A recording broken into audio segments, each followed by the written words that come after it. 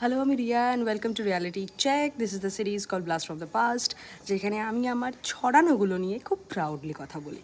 তোমার যদি ভিডিও ভালো লেগে থাকে তুমি লাইক করতে পারো, সাবস্ক্রাইবও করে দিতে পারো, আমার ভালো লাগবে, অ্যান্ড শেয়ার করতে পারো।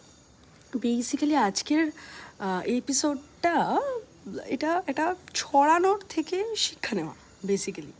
সো আমি the art of saying no, ঠিক আছে? সো না বলতে জানতাম না, আমরা অনেকেই বোধহয় না বলতে জানি না, না বলতে পারি না, একটা বয়সে গিয়ে শিখে নিই সামহাও। আমি খুব একটা বাজে সিচুয়েশনে শিখেছিলাম। ছোটোবেলা থেকে এরকম বহুবার হয়েছে যে এরকম না না বলতে পারার জন্য এরকম অনেক আমার কি বলবো, অনেক কারোর আমাকে পছন্দ হয়েছে, সে আমাকে জানিয়েছে আমাকে পছন্দ হয়েছে, আমার তাকে যে আমি বলতে পারছি না যে আমার তাকে পছন্দ নয়, যার জন্য অনেক কমপ্লিকেশনস অনেক কিছু হয়েছে ভবিষ্যতে, পাস্টে। সো আজকের ঘটনাটা যেটা বলছি, 2018 2018-19 আমি কলকাতার এক নামকরা ইভেন্ট কোম্পানির একজন লোক। আমি তখন অ্যাঙ্কারিং শুরু করব এক বন্ধুর সাথে কথা বলেছি, শুরু করব কাজ করব, এই ব্যাপারটা চলছে। তো সে তার সাথে আমার পরিচয় করিয়ে দেয় এবং সে আমি এবং আমার সেই বন্ধুটি টলি ক্লাবে যাচ্ছিলাম।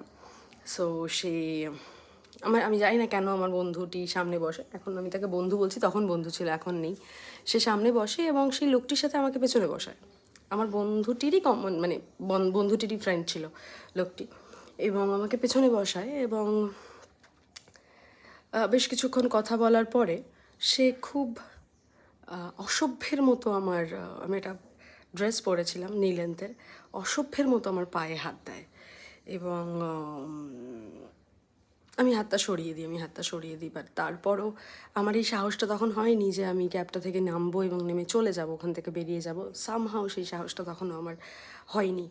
আমি যাই লোকটির সাথে এবং একটা পাবে নামকরা কলকাতার, সেখানে যাই, গিয়ে বসি এবং তিনি আরও বেশ কিছু কথা বলেন, যে কেন নয় আমি, কেন আমার সাথে থাকলে এটা হবে, আমার সাথে থাকলে ওটা হবে। বাই দ্য ওয়ে, তিনি কিন্তু আমার কাকার বয়সী লোক, বাবা না হলেও কাকার বয়সী লোক।